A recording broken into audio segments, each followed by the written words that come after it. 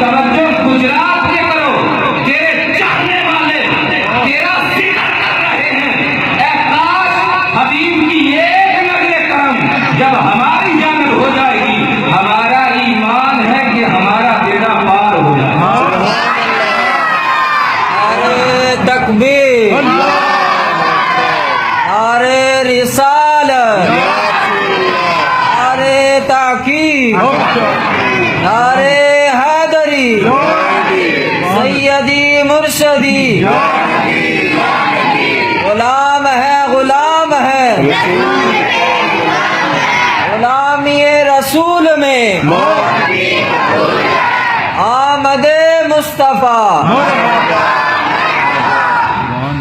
تو ہم معاملے میلاد اس لیے مناتے ہیں اور رب تعالیٰ کی بارگاہ میں التجا کرتے ہیں کہ اپنے یار کی توجہ ہماری جائے، حضور کی ایک نظر کرم ہو جائے گی، ہمارا ایمان کا بیڑا پار ہو جائے۔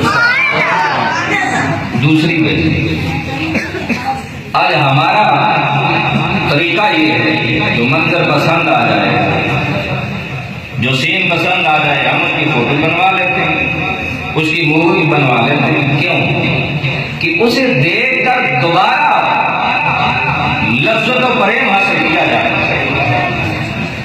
حضرت عیسیٰ بن مریم علیہ السلام نے جو محفل پاک کا انعقاد کیا، میرے اور آپ کے پاک نبی صلی اللہ علیہ وسلم کی آمد پاک کے سلسلہ میں رب تعالیٰ کو محفل اتنی پسند آئی، اتنی پسند آئی کہ اسے اٹھا کے قرآن کی زینت بنا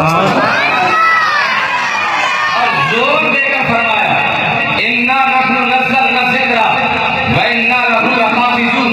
میں اس بات میں نہیں جانا چاہتا، علماء جانتے ہیں کہ کتنا رب نے زور دے کر اس آیہ مقدسہ کے اندر تحقیق پہ تحقیق لگا کر فرمایا یہ ذکر ہم نے نازل کیا، اس کی حفاظت بھی ہم کریں گے۔